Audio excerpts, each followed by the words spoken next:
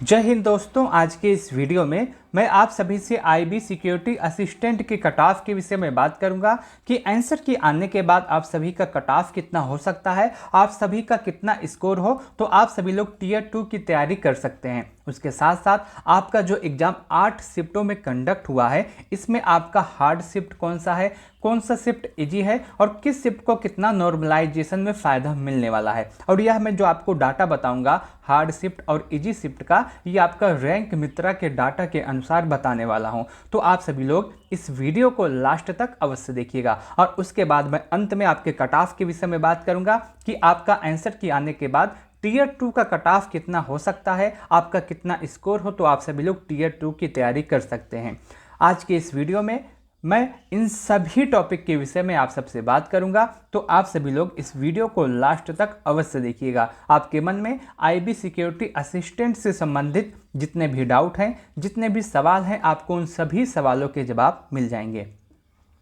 दोस्तों, जैसा कि आप सबको पता होगा, आईबी सिक्योरिटी असिस्टेंट के अंतर्गत इस बार टोटल 4,987 पदों पे आपकी वैकेंसी आई है और इसके लिए लगभग 7.5 लाख के आसपास बच्चों ने इसमें आवेदन किया था। लेकिन ये जो 7.5 लाख बच्चे हैं, ये आवेदन करने वाले बच्चों की संख्या है। अगर हम बात करें कि कितने बच्चों ने एग्जाम दिया है, कितने बच्चों ने एग्जाम स्किप किया है, तो अभी तक जो डाटा मिल रहा है उसके हिसाब से लगभग 65% बच्चों ने इसमें एग्जाम दिया है, बाकी सभी बच्चों ने अपना एग्जाम स्किप किया है। अगर हम संख्या की बात करें तो लगभग 4,87,500 बच्चों ने इसमें आवेदन एग्जाम दिया है, बाकी सभी बच्चों ने एग्जाम स्किप किया है। अब आपके मन में एक सवाल और होगा, जब आपका टीयर 2 होगा तो टीयर 2 में कितने गुना बच्चों को बुलाया जाएगा और उसके हिसाब से टीयर 2 का पर सीट कंपटीशन कितना रहने वाला है। अगर मैं टीयर 2 की बात करूं तो आपकी जो टोटल वैकेंसी आई है उसका 10 गुना बच्चों को टीयर 2 के लिए बुलाया जाएगा। अगर हम संख्या के विषय में देखें तो लगभग 49,870 बच्चों को टीयर 2 के लिए बुलाया जाएगा। कितने बच्चों को? 49,870 बच्चों को टीयर 2 के लिए बुलाया जाएगा। अगर हम देखें टीयर 2 के लिए आपका पर सीट कंपटीशन कितना है, तो आप यहाँ पे देख सकते हैं 4,87,500 बच्चों ने एग्जाम दिया है और इसके साथ साथ 49,870 बच्चे ऐसे हैं जो टीयर 2 के लिए पास होंगे। अगर हम यहाँ से पर सीट कंपटीशन निकालें टीयर 2 के लिए तो आपका 9 हो रहा है, यानी कि हर 9th बच्चा इसमें टीयर 2 के लिए क्वालिफाई होने वाला है। ठीक है, आप यहाँ तक इस बात को समझे होंगे। अब हम आगे बात करते हैं आपके एग्जाम के लेवल के विषय में और उसके साथ साथ जो आपका पेपर आया था उसके लेवल के विषय में। दोस्तों, आपका जो एग्जाम का लेवल था ये आपका मॉडरेट टू हार्ड था। जो भी बच्चे इसमें एग्जाम दिए होंगे वो मेरी बात से सहमत अवश्य होंगे। आपका पेपर मॉडरेट टू हार्ड पूछा गया था, आसान बिल्कुल भी नहीं था। आपने देखा होगा जब आपका एग्जाम चल रहा था तो उसमें बहुत सारे बच्चे ऐसे थे जो कह रहे थे कि पेपर बहुत आसान आया है, पेपर बहुत हलवा आया है, लेकिन ऐसा नहीं है। अब आंसर की आ गया तो आप देख रहे होंगे कि बहुत सारे बच्चों के स्कोर 30-35 के आसपास ही आ गए हैं और ये कह रहे थे कि मेरा 60-65 के आसपास स्कोर बनेगा। तो आप यहीं से अंदाज़ा लगा सकते हैं कि आपके पेपर का लेवल क्या रहा है। तो आपका जो पेपर है ये आपका मॉडरेट टू हार्ड आया है। और यही नहीं, आपका जो पेपर हुआ था इसमें आपका जो मैथ आई थी वो भी आपका कैलकुलेटिव आई थी, अच्छे लेवल के मैथ पूछा गया था। उसके बाद जीके जीएस का जो पेपर था, बहुत सारे क्वेश्चन जीके जीएस में ऐसे थे जो बच्चों ने पहली बार देखा, इस तरह के प्रश्न पूछे गए थे। अगर आप पेपर दिए होंगे तो मेरी इस बात से सहमत होंगे। अगर हम आपके पेपर में सेक्शन वाइज एनालिसिस करें तो आपके पेपर में जीएस आया था, जीके जीएस आया था। सबसे पहले जीए की बात करें, जनरल अवेयरनेस की बात करें तो जनरल अवेयरनेस जो आपके एग्जाम में आया था ये आपका मॉडरेट टू हार्ड पूछा गया था। और अगर आप 20 प्रश्नों में से 10 से 11 प्रश्न आपका सही बन रहा है जीएस जनरल अवेयरनेस में, तो आपका बहुत अच्छा स्कोर है, क्योंकि जो आपकी जीए आई थी ये बहुत अच्छे लेवल की आई थी, बहुत अच्छे प्रश्न इसमें पूछे गए थे। वहीं अगर हम जीएस की बात करें तो जीएस भी आपका जो था ये आपका मॉडरेट टू हार्ड पूछा गया था। जीएस के सेक्शन में यदि आपने 20 प्रश्नों में से 10 से 11 सही किया है तो आपका बहुत अच्छा स्कोर रहने वाला है। अगर हम मैथ की बात करें तो मैथ इस बार मॉडरेट आई थी। जो आपके सवाल इजी थे वो बहुत इजी थे, लेकिन जो हार्ड थे ये आपके एग्जाम में बहुत ही ज़्यादा कैलकुलेटिव प्रश्न पूछे गए थे। तो आपका जो हार्ड था ये कैलकुलेटिव भी था, इसीलिए बच्चों को इसमें नुकसान उठाना पड़ा। अगर हम मैथ के विषय में देखें तो मैथ में 20 प्रश्न आए थे। यदि आपने 20 में से 14 से 15 सही किया होगा तो आपका बहुत अच्छा स्कोर बन रहा है।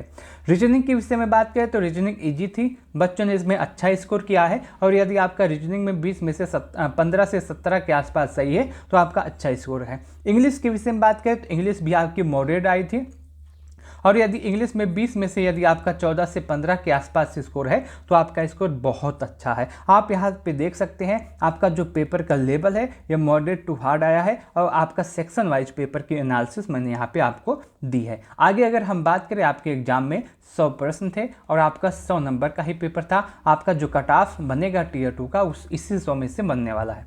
नॉर्मलाइजेशन के विषय में बात करें तो आपको पता होगा आपका एग्जाम 2 दिन और 8 शिफ्ट में कंडक्ट हुआ है। आपने अपना जो आंसर की है वो रैंक मित्रा पे जाके चेक किया होगा, और रैंक मित्रा ने बताया है कि आपका कौन सा शिफ्ट आपका हार्ड है और कौन सा शिफ्ट आपका इजी है। आप यहाँ पे देख सकते हैं आपके सामने 29 की चारों शिफ्ट और 30 की चारों शिफ्ट यहाँ पे लिखी हुई है, और यहाँ पे इसका जो आपका शिफ्ट वाइज एवरेज स्कोर है यह भी आपके सामने लिखा हुआ है। आप इसको आसानी से देख सकते हैं, आप इसको पढ़ सकते हैं। अगर मैं इसको एनालिसिस करूं, सबसे पहले 29 की चारों शिफ्ट के बाद विषय में बात करता हूं, उसके बाद 30 के चारों शिफ्ट के विषय में बात करता हूं।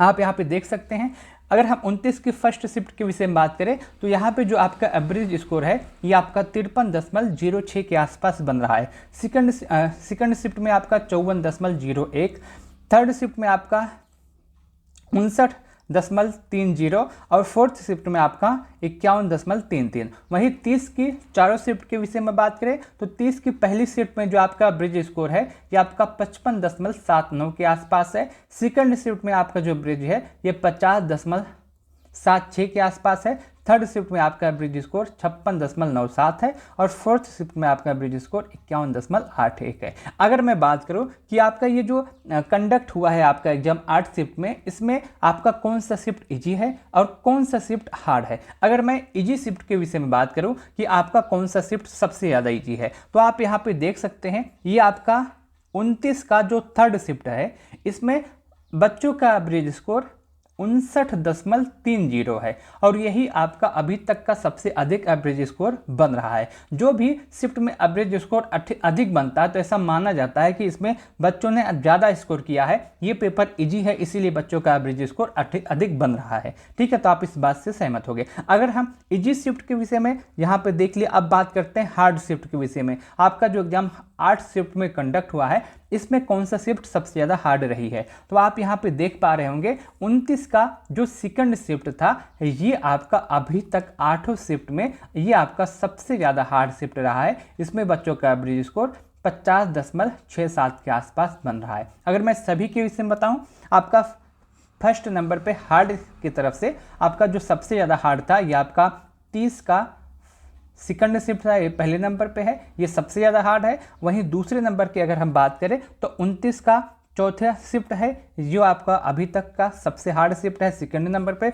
अगर हम थर्ड हार्ड शिफ्ट के विषय में बात करें तो 30 का फोर्थ शिफ्ट है जो आपका हार्ड शिफ्ट है। अगर हम चौथे नंबर के विषय में बात करें तो 29 का फर्स्ट शिफ्ट है जिसमें बच्चों का ब्रिज स्कोर 53.06 के आसपास बन रहा है। आप यहाँ पे देख पा रहे होंगे जैसे आपका 29 का सेकंड शिफ्ट है, 30 का जो सेकंड शिफ्ट है जिसमें बच्चों का एवरेज स्कोर सबसे ज़्यादा कम बन रहा है, और अभी तक रैंक मित्रा के डाटा के अनुसार ये शिफ्ट आपका सबसे ज़्यादा हार्ड है। अब सवाल ये आता है कि इसमें कितना नॉर्मलाइजेशन हो सकता है, तो आप ये मान के चलिएगा यदि आपका एग्जाम 30 की सेकंड शिफ्ट में है और आपको नॉर्मलाइजेशन में लगभग 5 से 8 नंबर का फ़ायदा मिल सकता है। यदि आपका इसमें एग्जाम रहा होगा तो आपको आराम से 5 से 8 नंबर का नॉर्मलाइजेशन में फ़ायदा मिलने वाला का होगा। अगर हम सेकंड शिफ्ट की विषय में बात करें जो आपका सेकंड नंबर पे हार्ड है, उसमें कितने नंबर का नॉर्मलाइजेशन होगा।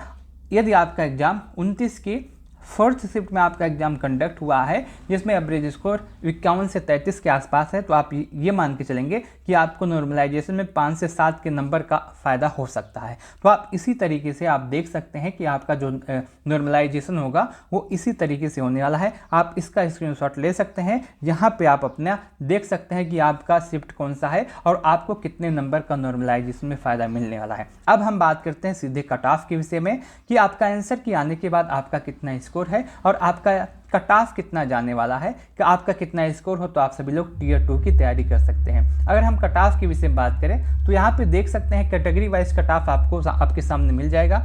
इसमें यदि आप